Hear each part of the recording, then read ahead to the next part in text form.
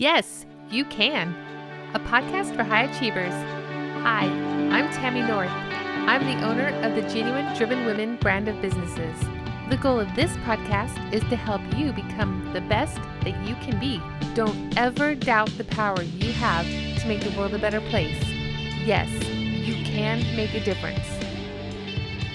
Today's podcast is brought to you by the 30-Day Executive Presence at Home Challenge. The world needs your gifts now more than ever. Do you want your own executive coach? Well, then I have a treat for you. All you have to do is 30 small challenges while you're hanging out at home, and they will propel you into the future. I've designed each one of these challenges specifically for you to get you ready to take that next big step. No matter if it's a promotion you're looking for, a new passion position, maybe you are in the market for a new opportunity, a new job, or maybe you're starting a completely new career. You'll receive one challenge every day that's jam-packed with easy-to-do step-by-step instructions. You'll get the first one starting today. All you have to do is scroll down into the show notes. You'll find a link there, one quick sign up, and you'll get the first one in your inbox. I've already gotten a ton of feedback, and I can tell you, day 5 is a fan favorite. There's never been a more important time to bring your special gifts to the world. You are a leader, and it is your time to shine. The world needs you to be ready. Are you in? Again, you'll find a link to the 30-day challenge down in the show notes. Now let's get on with our show. A while back, I was on the phone with someone that I have a lot of respect for. We were talking about our careers, our future, and how our plans are aligned with our families. He told me that for right now, he was satisfied in his current role and that he thought that he was just going to take this time to just enjoy his kids, enjoy his current level of success, and make sure that he's just really having good quality family time as his number one priority, which makes perfect sense. I'm in a little bit different situation. My kids are starting to get older, so I do have a lot of time on the side to enjoy time with my husband or to make sure that I'm serving my Genuine Driven Women community here. I guess we were in the mutual admiration society, as I like to call it, because he and I were freely handing out compliments to each other. I was telling him all the reasons that he would be a great senior leader, and he was telling me all of the things that he likes about me as well. Those are really awesome conversations when you have the opportunity to get into them, where you are with other high achievers and you are both truly, genuinely appreciating each other. It's fantastic. So always take the time to appreciate others, and usually it gets returned, and especially when you're around the people that are operating at your level. It's a wonderful thing.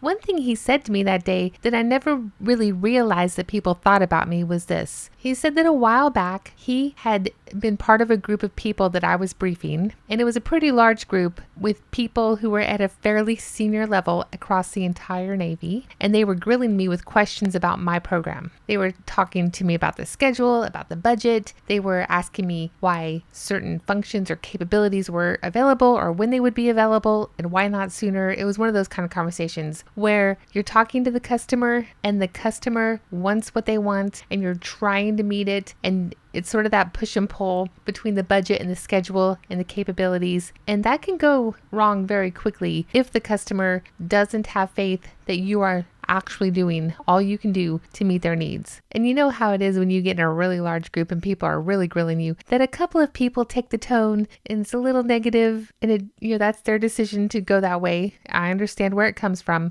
And so I had a couple of those in the room, and that he said, in spite of that tone that some of the people were taking with me, he was amazed at how cool I remained. He said, "You were cool as a cucumber." He marveled at the way that I was able to stay so calm in that situation. And that is one of the reasons he said that he knew I was destined for greater things ahead.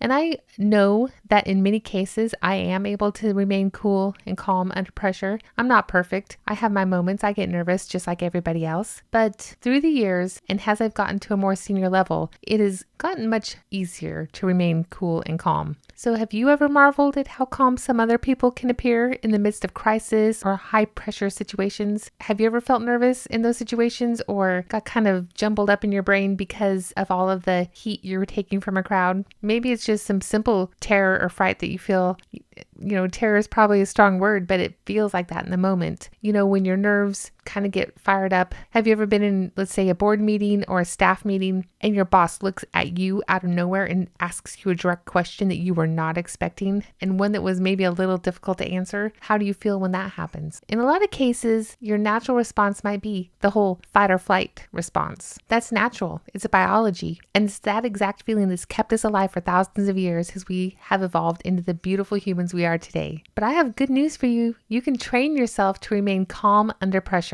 And as you grow as a leader, your team will be counting on you to be calm when the going gets tough, and they will look to you for answers. Are you ready to be that person? This type of training will help you when you stand up in front of your team or other large company meetings and present critical information. You will come across as a reliable authority when you're able to be both authentic and calm. Additionally, this current podcast is being recorded during the COVID-19 situation, so you might even need these techniques at your home, depending on what happens with your family, or even when you're going out to get essential items, let's say at Target or, the grocery store.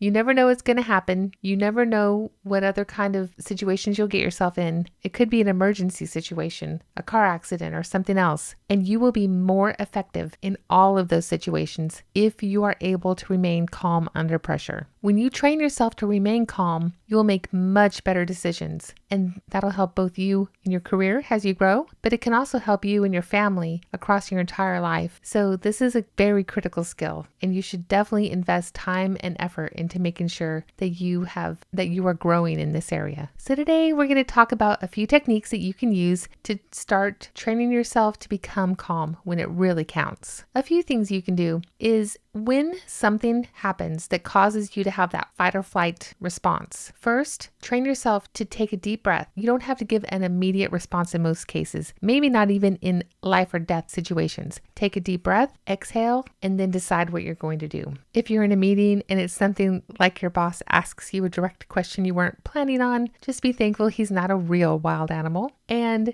get that in your brain. Kind of laugh inside. Take your breath, exhale, which will give you a moment to think, and then answer the question with poise. If you're in an actual emergency situation, that one moment, that breath and that exhale will give you a moment to say, okay, what's going on in this situation? What do I need to do first? If there's somebody within earshot, you call for help. Tell somebody to call 911. Take assessment. Is there anybody there you need to take care of? And that can all happen in a split second. That occurs while you're taking your breath and while you're exhaling, take an assessment of what is going on. And so that takes us to the second step, which is in the moment, that very moment, just focus on what you can control. If, for instance, you are in charge of a large team and you find out that something in your project has just gone very wrong, and it could be a crisis situation. Maybe somebody released the wrong email and it had a much deeper discount than anybody was planning on. It could be something, that's just a simple error that needs to be corrected, but it could be a pretty big error. Focus on what you can control and then think to yourself, what is the very next step I need to do? What is the very next step I must take? Just focus on that. Sometimes those two actions right there, just taking a breath, exhaling, and assessing what is going on around you. And then two, focusing on what you can control and then thinking what is the very next thing you need to do. Those two things will massively calm you down. If you go back to the situation I explained at the beginning, when I'm in those types of meetings where I'm getting grilled, one thing that helps me in those situations is that I am the kind of person who usually knows my project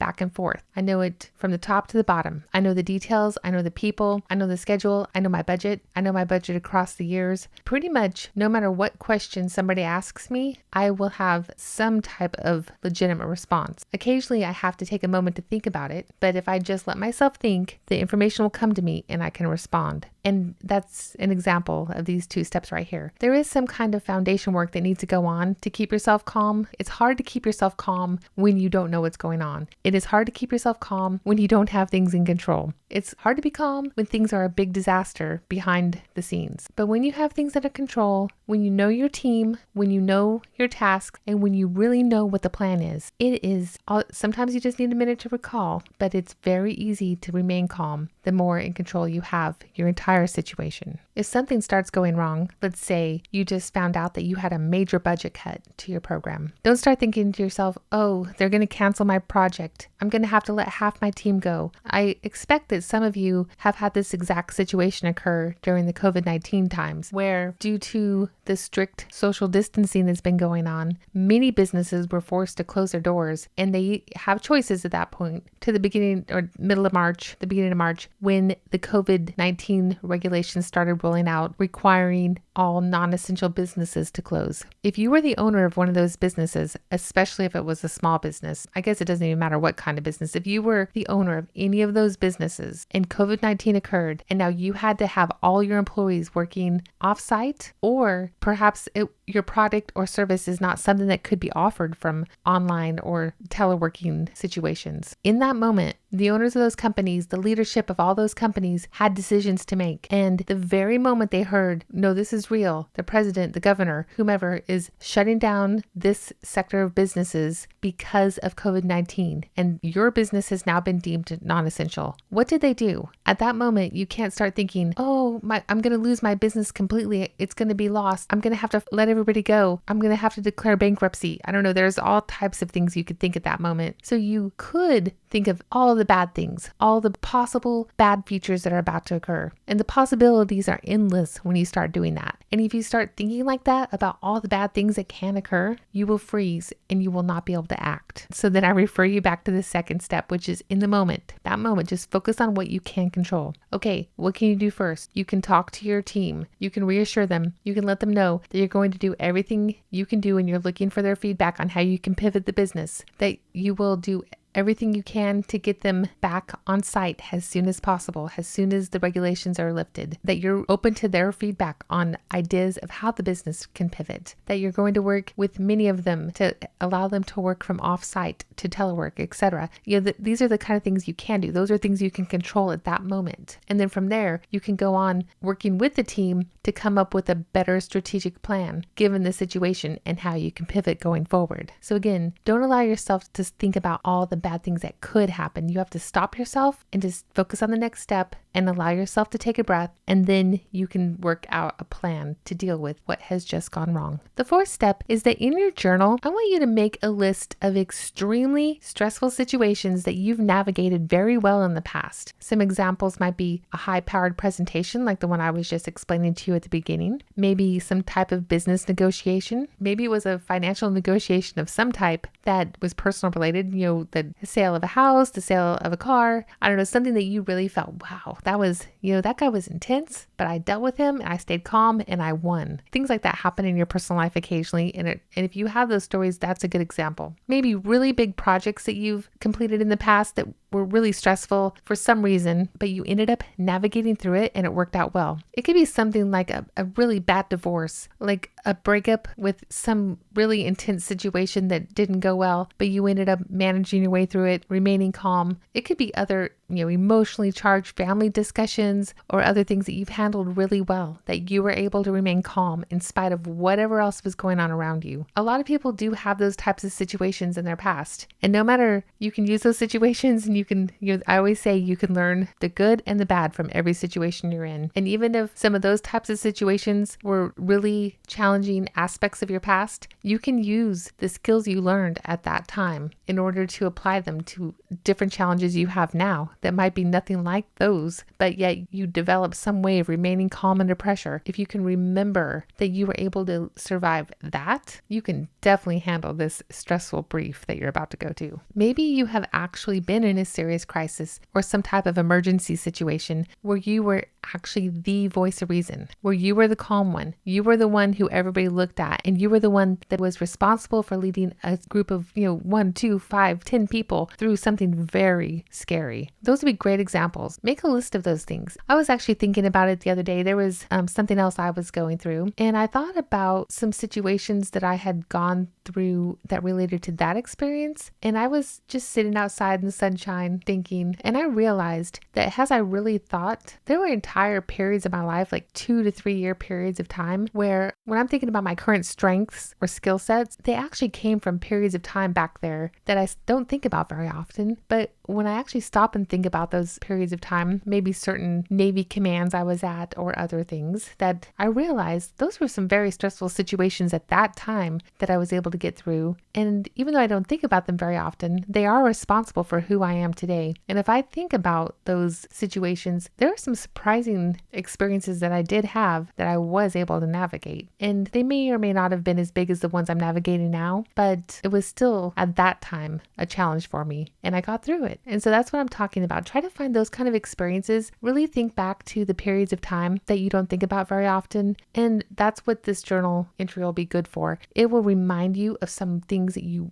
really conquered, and that'll give you strength whenever you start to wonder when you're trying to teach yourself to be calm. Okay, and then the fifth action I want you to take today is that starting today, I want you to begin to reframe how you describe your feelings, both to yourself and others. So for example, when you feel those little butterflies in your stomach and they're fluttering and you're thinking, oh my gosh, I'm so nervous. I don't know if I want to go brief. I'm so nervous. Rather than that, start telling yourself, I'm so excited to do this. This is going to be really great. I can't wait to get out there. If you think about it, the feeling of excitement and the feeling of being nervous are very similar. So just start saying different words to yourself, and that will actually reframe your mind. And the more you do it, the easier it becomes until you do it without even thinking. You can flip the script on other feelings as well. Instead of thinking that you're scared or you're sick to your stomach, think you're excited, think you're strong and capable. You get the point. If you need help with any of these, if you're thinking I need to flip the script on this specific feeling, come over to our Facebook page and let me know how you feel, and